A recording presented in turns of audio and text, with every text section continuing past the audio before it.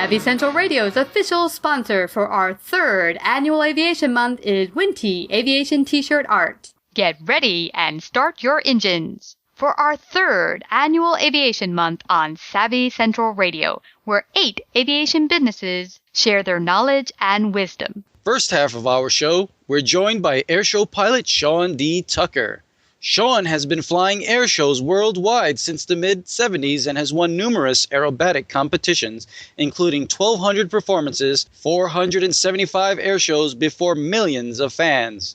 As a well-respected aviator, Sean's personality is larger than life, inspiring millions of Americans while being passionate about his Team Oracle program. Sean's goal is to share the magic of flight with Team Oracle's guests by inspiring and thrilling them, wanting them to walk away knowing his airshow was one of the most engaging days of their lives.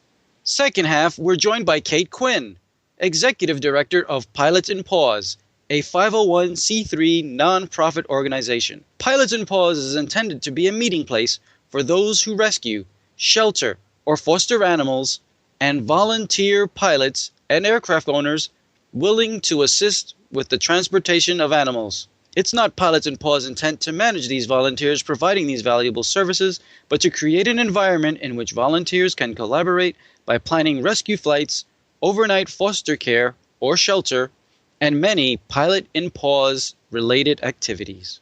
Hi, Sean. Welcome to Savvy Central Radio. How are you?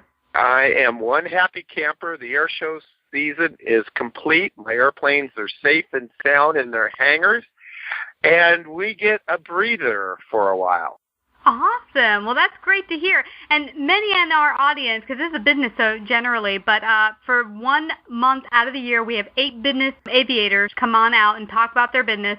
And you are amazing in the field of aerobatic competition and airshow pilot.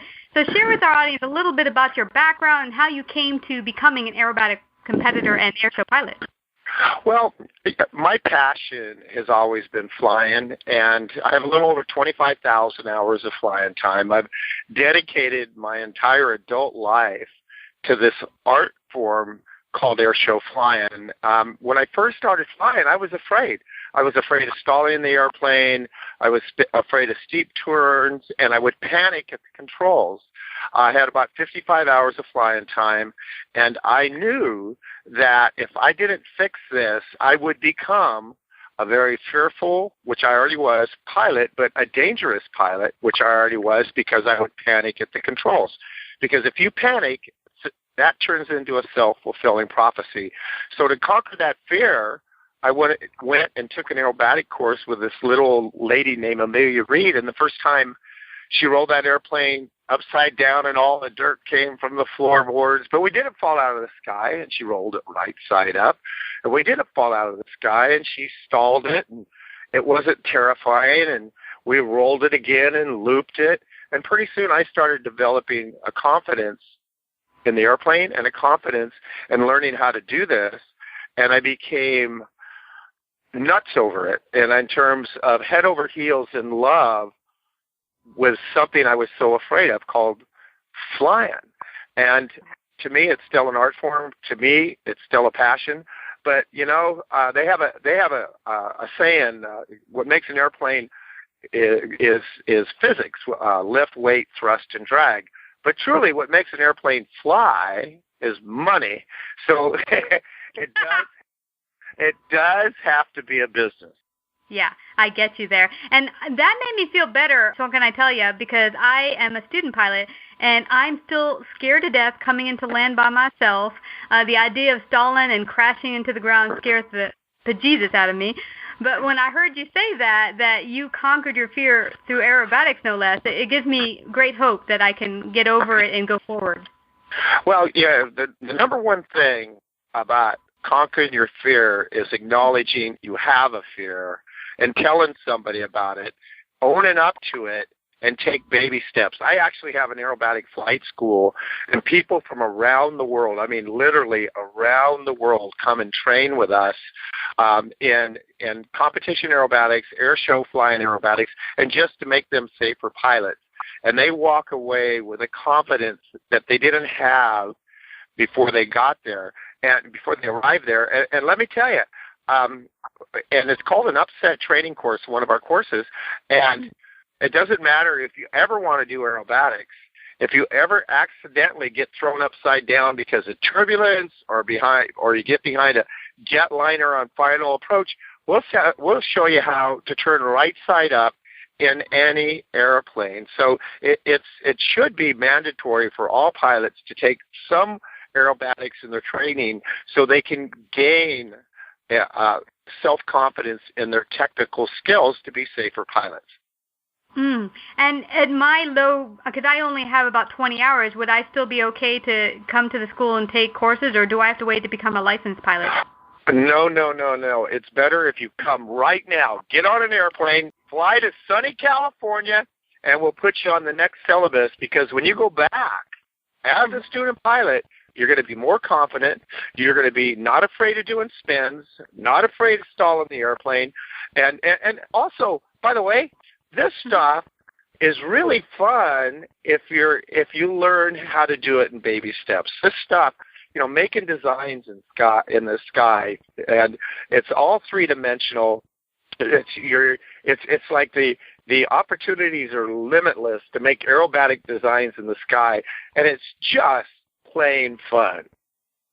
Oh, wow. It looks fun when I see you do it. I've seen a number of your videos, and I've seen you live at air shows. And for all, because we do have a number of not only business owners that listen in this month, but pilots, what would be your top safety tip for pilots of all ranges out there? Well, for me, what's kept me alive all these years is having good mentors and learning from my mentors and listening to my mentors, not believing in my press clippings. And, I've been inducted into the National Aviation Hall of Fame, which is one of America's highest honor. I've won lots of air show competitions. I'm a U.S. national advanced champion. I mean, I've done a lot of things, but that was yesterday. It's the decisions you make today that are going to save your life and keep you alive, and so you can fly safely. So I think the biggest key, and I think for all business people or flyers or anybody, if you have a reverence and a respect for life, you'll do the correct thing. Because especially in my business, I live in a world where sometimes I'm 250 miles an hour, 10 feet upside down. I always have to make the correct decisions. I always have to think acutely, and I have to do it for the right reasons. If I become reckless, I'm dead. If I become irresponsible or I take chances, I'm dead. So I have to have a very high reverence for, number one, the art form of flight, and never believe my press clippings, and always understand I have to hold myself to a highest level of accountability for all my actions. So that being said, when I'm in the sky doing that, I need to transfer that to my interactions on the ground and my relationships with people as a businessman. I have to have a high level of ethics. And I think that also the most important thing is to operate with joy and empathy and respect, and you will be successful. I love that. And when I was reading about you, I had saw that you practice up to 3 times a day and work out 340 days per year. Wow. It's important, and I do. For me, the low-level environment is a very critical.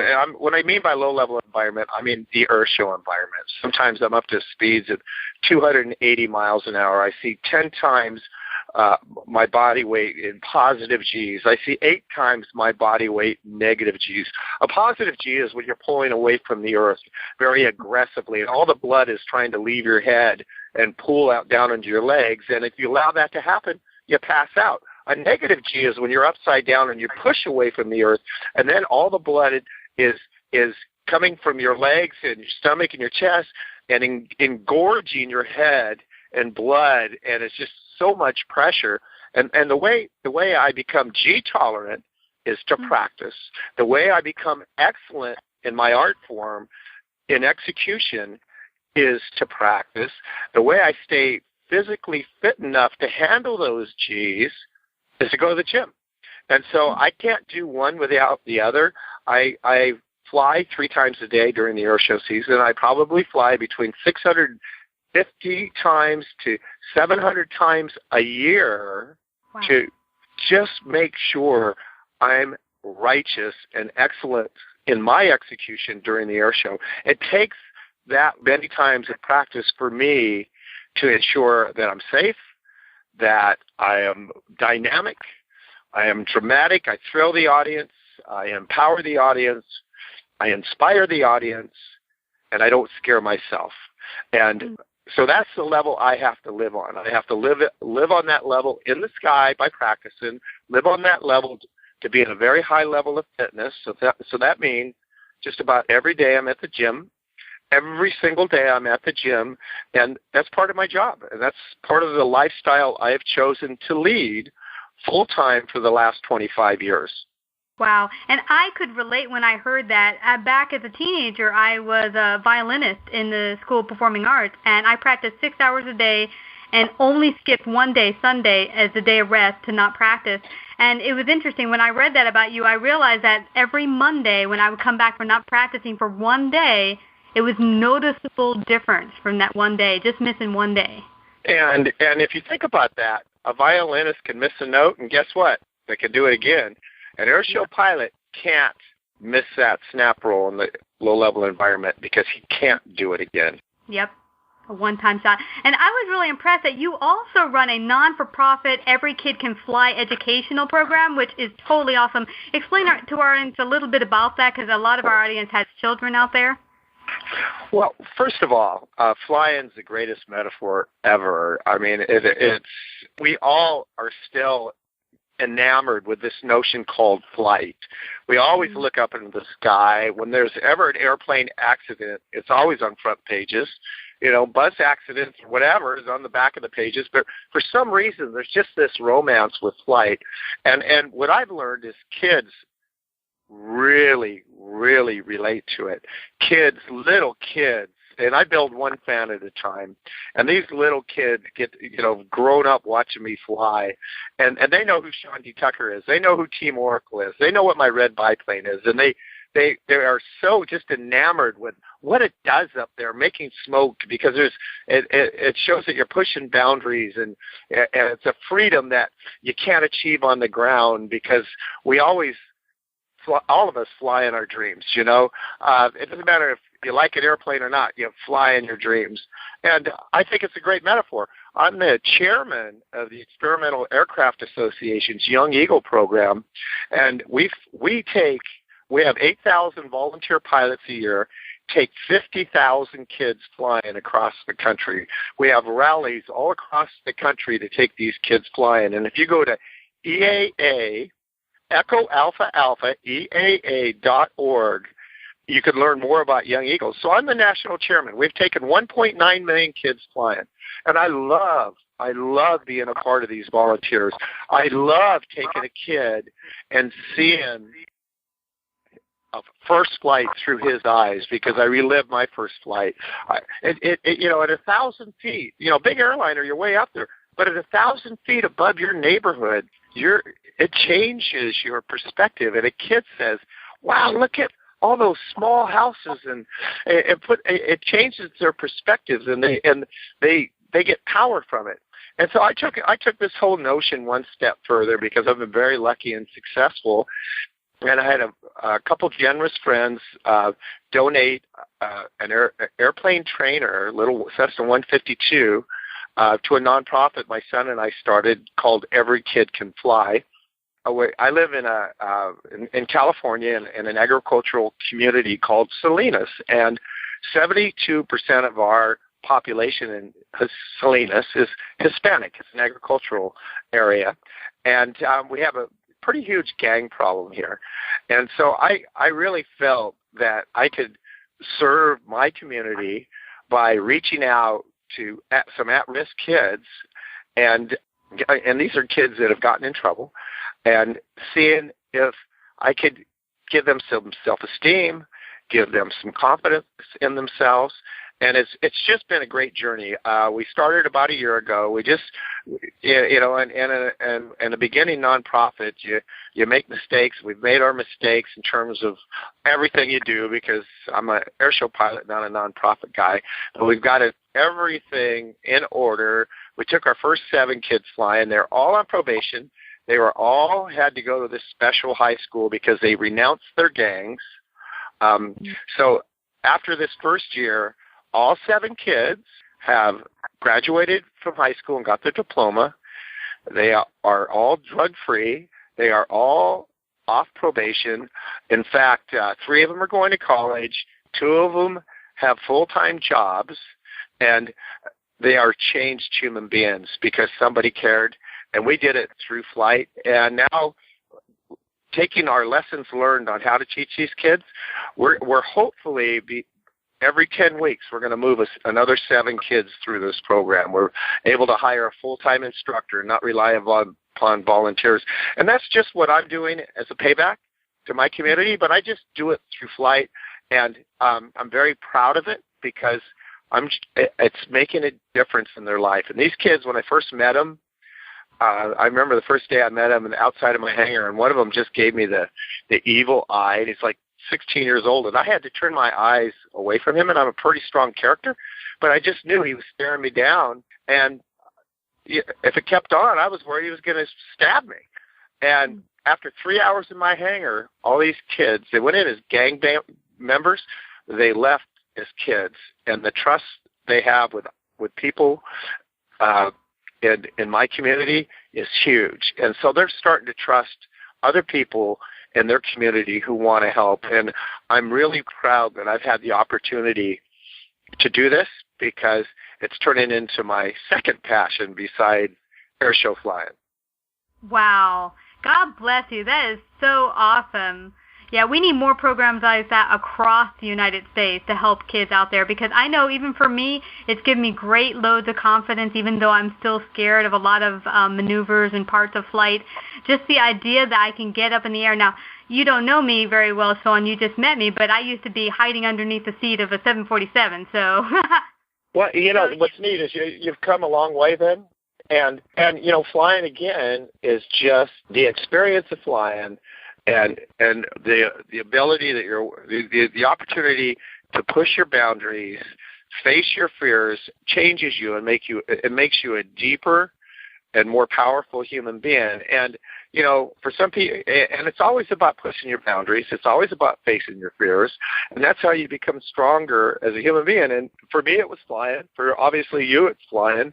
But there's everything in life. You have to have the courage to stand up and say, this scares me, no matter what it is, and acknowledge it, and then take baby steps to conquer it. Awesome. Absolutely. I totally agree. And before we head on out here, is there any exciting events that the audience should know about so they can keep contact and find out and see your next show coming up? Well, we're just finished for the season. And what I mean finished is that it's an arduous season. I have a very high-performance flying machine, and now the airplane got home safe and sound, and it's going to take 2.5 months to 3 months to rebuild it. Because I fly it so aggressively. We put a new motor on it. We check every weld. We take the fabric off the airplane, and just totally overhaul it. And so it takes quite a bit of time, and I have a very dedicated team it's like a NASCAR team who keep me alive. And I love these men and women very much who do this, and I really respect them. For me, I need to heal. This is a very athletic endeavor, and I need to get my body healed and strong for the next season, and that takes a couple months. And so if they want to go to teamoracle.com, we'll have our show schedule. We'll have our show schedule by the the beginning of January, where we're going to be on tour across North America.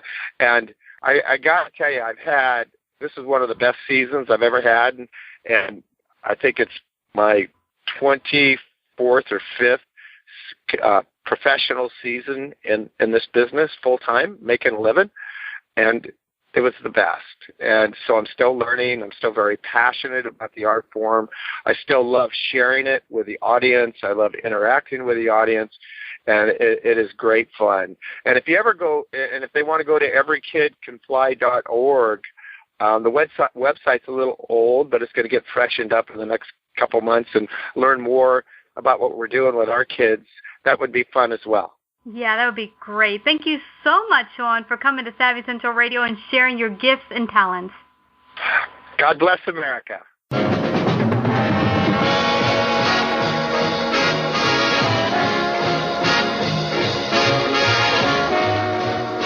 Savvy Central Radio's official sponsor for our 3rd annual Aviation Month is Winty Aviation T-Shirt Art. Winty is an aviation-themed T-shirt business designing and printing aviation-related graphics for pilots, aviation businesses, and aviation enthusiasts worldwide. Winty can print 1 or 100 garments upon request within a reasonably low turnaround time, including a one-stop shop solution for all your graphic art needs, from logos, business cards, book covers, and banners.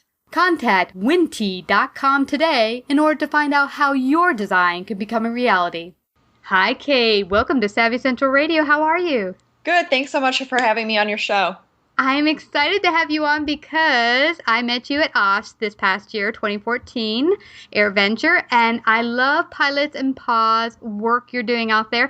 Before we get started, just tell the audience a little bit about your work there at Pilots N Paws and how Pilots N Paws came to be who they are today and how they help dogs and cats around the nation. Okay, perfect. So Pilots N Paws is a 501c3 charity, and we have 5,000 pilots who donate their time, their fuel, and their planes to move animals, often from shelters, usually hours before they would be scheduled to be euthanized.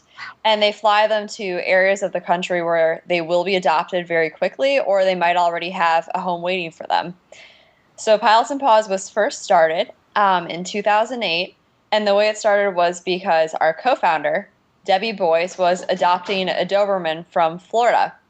And Debbie lived in South Carolina, so as a lot of people who have adopted animals from out of state might have realized, it was a case of how do we get this animal from Florida to South Carolina. So Debbie had been very heavily involved in animal rescue for decades. She coordinated a lot of ground transport, basically doing what we do now by air. But back then, she was working on getting it scheduled for people to drive them via car. And so she put out the word to her friends and her family and her networks that, anyone might be making the trip from Florida to South Carolina to let her know. And so one of her friends, John Warenberg, who is our other co-founder, contacted her and said that he'd be happy to just fly down there and pick Brock up in his plane. Mm. And so we didn't know this before starting Pilots N Paws, but general aviation pilots are usually looking for a really good reason to fly. You probably know that from going to Oshkosh and talking with a bunch of pilots. Oh, but there's the old adage of the $100 hamburger, where pilots will fly. They'll get in their planes, they do the pre-flight, they do everything. It's usually $100 of gas because they fly 45 minutes or an hour away to another airport just to grab something to eat. And then they fly back just because, flying is a passion and they want to be up in the air. So when John brought Rock, who was the first dog flown by Pilots N Paws, to Debbie, they started talking, and he was like, is there a need for this? And Debbie said, you have no idea, because she had been in the trenches of animal rescue, and she saw, just the thousands of requests every month that, went past her email account. So that's really how the mission was started. It was started out of necessity, and we started putting the word out there to different pilot groups. And we started going to different aviation expos and different ways to kind of put ourselves in front of pilots. And it's grown rather quickly from there because, John was the first P&P pilot back in 2008, and now we have more than 5,000. Wow. And I was quite intrigued because I'm just a student pilot, but there is the option, and you mentioned it, as a student pilot, you have to go out there and do a number of cross countries for your pilot license, and you can't take people in the plane yet, but you can take animals. Yeah, exactly. We have a lot of student pilots who fly for Pilots N Paws because you have to build hundreds of hours to get your license. So why not add some meaning to your flight? And then, as I mentioned at the start of the show, we're a 501c3 charitable organization. So if a student pilot flies a PNP mission, then they're essentially making their flight training tax deductible because they could fly, the flight with their pilot instructor and then use it as a tax write-off. So which is kind of an added bonus. And we have one pilot who he started flying for Pilots N Paws when he was only 14, actually, and he's in Florida. And, it's a great way to even just do different exercises with, weight distribution because it can often be like completing a jigsaw puzzle when you're trying to load a bunch of plane or crates into, a small Cessna or Piper aircraft. So it's a really good, great way to do your cross country too. Yeah, so a good real-life training. You're not just doing it on paper. Exactly. 'Cause we do weight and balance, but now there's real life. You're going to put this plane and a bunch of stuff in this plane, real dogs and cats.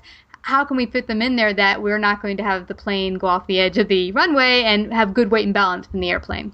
Exactly. We've heard from a lot of student pilots who said that was just a really good skill to learn, while their instructor was there. And like you said, just good real life experience. Mm-hmm. And what I was curious about, and I talked to you at Oshkosh when I was there, is I was concerned. I thought, well, won't dogs and cats want to claw at you while you're flying because they'll be so freaked out being in an airplane? And they said, the people behind your counter said, well, most of the time they get so overwhelmed they just go to sleep. Yeah, it seems to be that maybe the sound of the engine kind of lulls them into a sleep, and they seem to be happy to be on the planes. And Pilots N Paws, we actually have PetMate as one of our sponsors. Mm-hmm. So they donate crates and harnesses and leashes. So whenever a new pilot joins, they can just email us and we send out supplies for them to use during their flights. Mm-hmm. So we always recommend, either have the dog tethered to the back seat with a harness or, have it in a crate just in case. Mm-hmm. But yeah, usually the dogs are really calm during the flights and usually they do just fall right asleep. Now, is it mostly dogs, or do you also have cats that go very often, or not? Yeah, so most people think that we only fly dogs, but we've flown thousands of cats. We've flown guinea pigs. We've flown a pot-bellied pig. We've flown different snakes, birds, alligators. We actually had a pilot in South Carolina fly 2 small donkeys. So as long as it's a rescue animal or a service animal, if the pilot feels comfortable putting the animal on their plane, all choices are left up to the pilots. Wow. So, it's completely in their control because they're the ones who know their planes best. They're the ones who know what their comfort level is. They have to check the weather. There's a lot of flexibility involved. You would obviously know that as a student pilot. Yeah. These aren't the big commercial aircraft that can make it through the thunderstorms or, ice storms. Yeah. So everything's really left to the pilots. The way it works is if there's an adopter or if there's, someone who might be a rescue volunteer and they have a request for transport, they first join by going to pilotsnpaws.org, and that is pilotsnpaws.org. And then they create a username and a password. And then they're able to go to the ride transport section of the forum board. And they post a request. And it's kind of neat because then, our more than 5,000 pilots who are registered, when they create their profile, they can make it so that either they check the forum board manually for flights in their area or they receive an automatic message. So if a transport request is posted that will go along their flight path, then they're automatically notified. Mm-hmm. And then that way they respond directly to the person who's posting the request for transport. Mm-hmm. So the pilot gets to work directly with the person who is requesting the transport in the first place. And, they coordinate their schedules. They're all volunteers. So, some of them are retired, but most of them have full-time jobs and they do this in their spare time. That's awesome. And I know we spoke beforehand because I met you guys in July and I was like totally like, wow, this exists. This is so cool. But what intrigued me, and I told you before the interview, is that for a number of years I've been thinking of getting a rescue dog and I've been putting it off. And meeting you guys have put it on the front lines that I want to do it this year. But I thought, is that something you guys offer? And you said, no, we don't, do adoption. So yeah, so you let people know that there's other ways they can do it, but you do help in transport. If someone finds a dog on another site and they're in North Carolina, you can help get them the dog to wherever they might be. Exactly. So we're not the shelter or the rescue that has, the cats or the dogs or whatever animals up for rescue. But, you could find an animal possibly on petfinder.com, or maybe you're looking for, a specific breed that would work best, for your family or for your house. Maybe someone in the city would like a smaller dog. So then maybe you can't find one locally, because if you can find an animal that would work for your home locally, that's usually the best option, because then you're saving a place on a plane or something for an animal that might not be as lucky. Maybe there's an animal that, just to kind of give some perspective, often we'll see a trend where there may be some homeless animals in, the Southeast, like South Carolina or Georgia. And that same animal, if it didn't make it out of that shelter up to the Northeast, like perhaps usually we see a lot of flights that go to New Jersey, that animal might never get adopted if it stayed in that shelter in South Carolina, whereas it might find a home within a week if it's flown up to New Jersey. So obviously it's kind of a supply-demand kind of thing. And if you can't find an animal that works for you locally, then, you could start broadening your search. And then what Pilots N Paws does is we sort of widen the field of where the adoptions can take place, if that makes sense. Yeah, completely. And I know I've looked on some online sites right now, and you mentioned one before we got started. What was it again? Some of the sites that people could go to if they were interested in looking for rescues?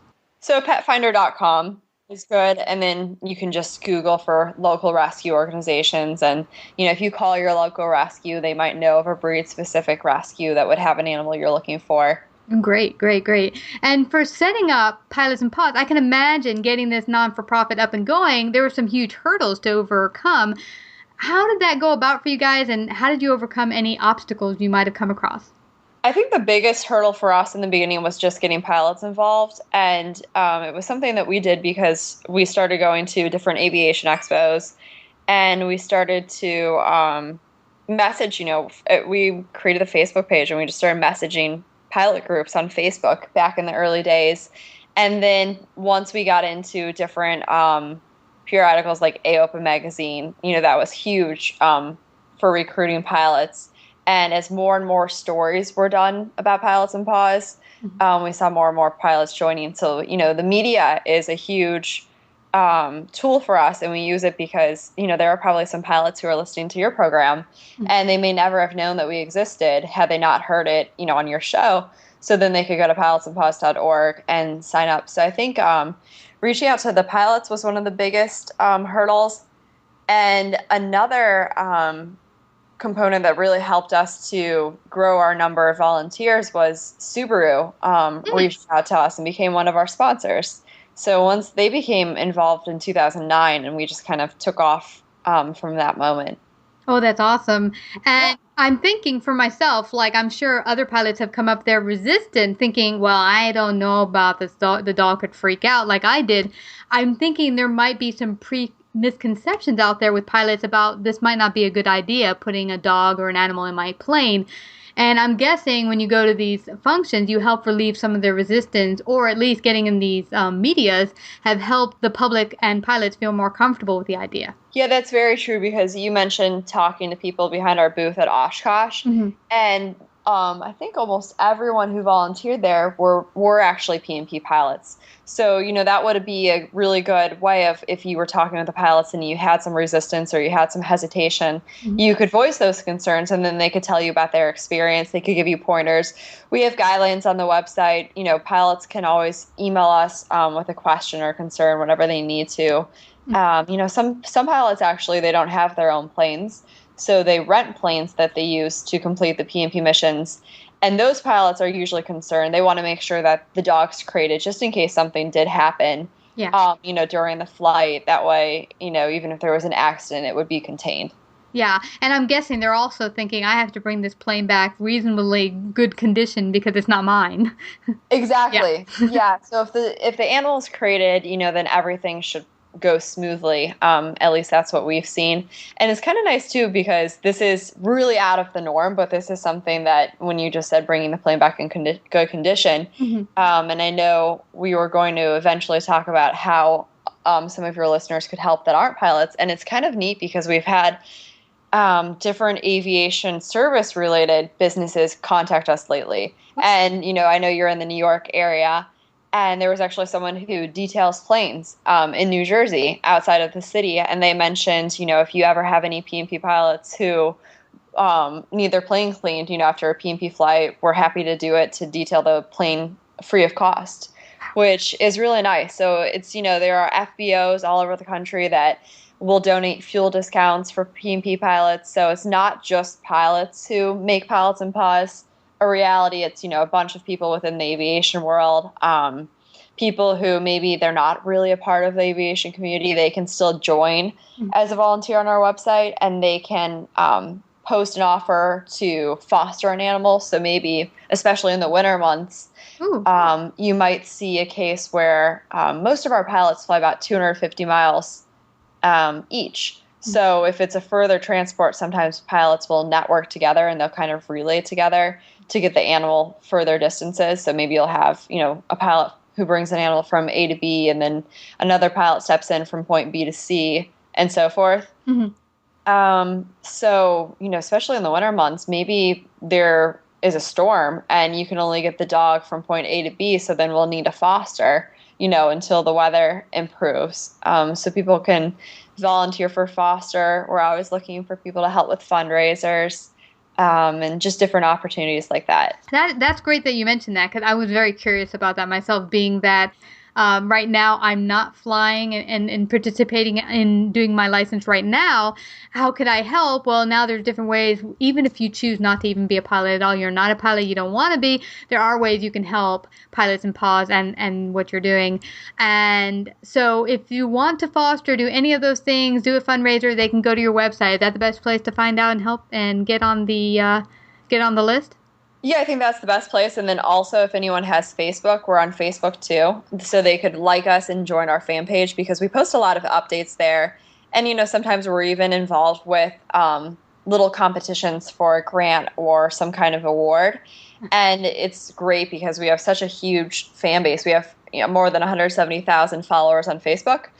So it's nice to see the comments when we post, a plea for votes, because people will say, oh, I'm so happy, especially if they see that we win. They're just really happy that they had a positive impact, just by something as simple as taking 2 minutes to vote online for us in a competition. Wow. Through your experience working with Pilots N Paws, what's the greatest lesson that's come through for you in working with all the people who contribute to Pilots N Paws? I think that the biggest lesson I've probably learned through my experience with Pilots N Paws is what a huge positive impact you can have on someone's life by volunteering.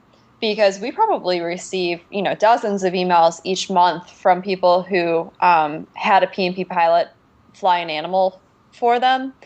And it's really heartwarming to see what a difference you can make in someone's life, because not only are we saving the lives of the animals, and that is, our primary goal is just getting them out, getting them to safety, but so many people write to us and they express a sentiment that says, not only did you save this animal, but in a way you saved me, or this animal saved me, because there are people who, maybe they're suffering from an illness, and just having that, cat or dog at home, it kind of motivates them to still get up every day and take care of this animal. And, we've even have family members who have written to us and said, wow, we can really see the difference in this person's life, because it's almost like, they haven't added something to really live for. We've had people who have said, this animal made such a huge impact on their life that, maybe they were recently laid off and unemployed, and, it just kind of gave them the motivation to go out and get another job.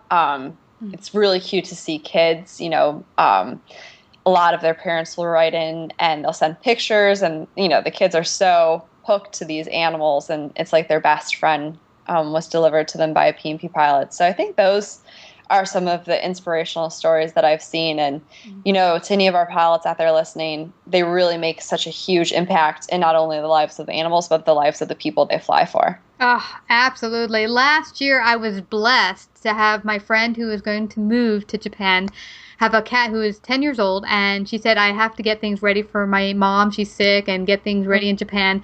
Can you, watch my cat? And I watched her cat for a number of months, nearly 10 months, and having her around while I work from home was such a blessing. It gave me positive energy, made me more excited to get up in the morning and work and see her cute little purry face all over me. And you know how cats try to get in the way. I'm doing an interview and they're like, meow, meow.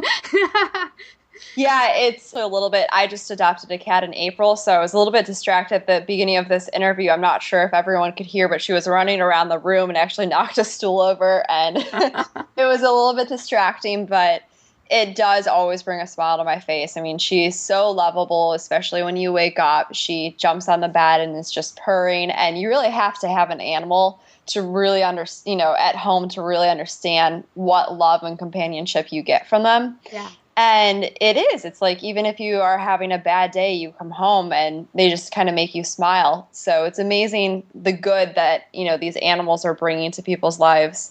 So it's twofold, really. It goes both ways. You're saving the animal, but then they're just making such a huge impact on your life. Absolutely. And I have to say, for anyone out there who's married, because I have a partner, my life partner, Brian, when I first got Toraji to watch, he was like, cats and dogs don't belong in houses. They belong outside. Because he didn't grow up with animals in the house. So he was totally eminently opposed to having him live with us. And he was like, "Rrr." And before the time he left, he was on the floor petting him every night. Like, he'd get home from work and the cat just rolls over on his belly like, I'm here. Pet me. And they became best friends. So yeah, I mean, if you're thinking, I don't know if I should go along with the rescue, and your husband might be a little that's why I think foster care with P&P could be great for you guys. Exactly, because we in the rescue community, it's called a failed foster, and we see that all the time. And even some of our pilots will end up fostering an animal, and a failed foster is when you end up adopting the animal because it turned into a temporary situation that turned into a permanent situation. So it's a good thing. Yeah. And yeah, that's a great idea. Why not foster? Because you never know, you might fall in love with the animal. And if for some reason it just isn't going to work out permanently, at least you've given that animal, the added time it needs to then find its permanent home. Absolutely. So what is the big vision for Pilots N Paws over the next year? Well, a very long time goal that we've been stating, for at least the past year is we'd like to make it to 10,000 pilots. So that would be almost more than doubling the number of pilots that we have. But as we've seen more and more pilots join every year, and we've always had continual growth each year, there are fewer and fewer transport requests on our forum board that go unfilled. So we're saving an increased number of animals every year. So spreading the word to pilots would be a huge goal. And then you might be familiar with our huge fall flyways. We actually, the past 2 years, have added a spring flyway in 2013 and 2014 as well. But what the flyways are, they're huge events where we choose a location in the country. So the most recent one was at the end of September, and it was out of Greenville, South Carolina. And we emptied a shelter. The animals, came from shelters in the area local to South Carolina. And we had about 60 pilots on the ground. They flew in. Most of them flew in Friday the night before, and we flew them out, really from about 6 a.m. until noon on Saturday. Mm-hmm.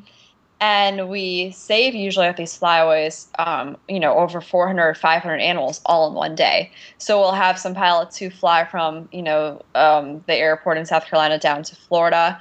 And then we'll have pilots who go all the way up to New Jersey, which was the end point for this last flyway. And so some of the pilots, as we talked about, they can make it the whole flight from South Carolina to New Jersey. Some pilots fly, a little bit less. So we had some relay points. In Virginia and the DC area, where we had more pilots waiting for some pilots to connect with from South Carolina and get them all the way to New Jersey.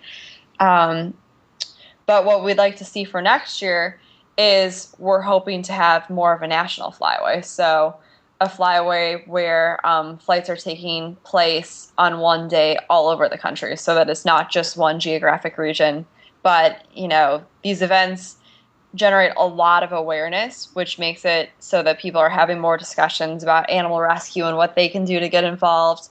It makes it so that more people volunteer for us. Mm-hmm. And if we could do it on a much larger scale, we think it would even have that much greater of an effect for animal rescue. Wow, awesome. Well, I'm so excited for what you have coming up, Kate. And before we head on out, is there any parting words you'd like to leave with our audience? Well, I would like to just thank, all of our volunteer pilots, all of our non-pilot volunteers, our Facebook fans, Subaru and PetMate. And, we look forward to continuing to fly animals and give them a second chance at life. Yay! Awesome! Well, thank you so much, Kate, and thank you, Pilots N Paws, for all the work you do. Thank you so much for coming to Savvy Central Radio and joining us for our 3rd annual Aviation Month. For your chance to win an official Savvy Central Radio 3rd Annual Aviation Month t-shirt, like our page at facebook.com/SavvyCentralRadio.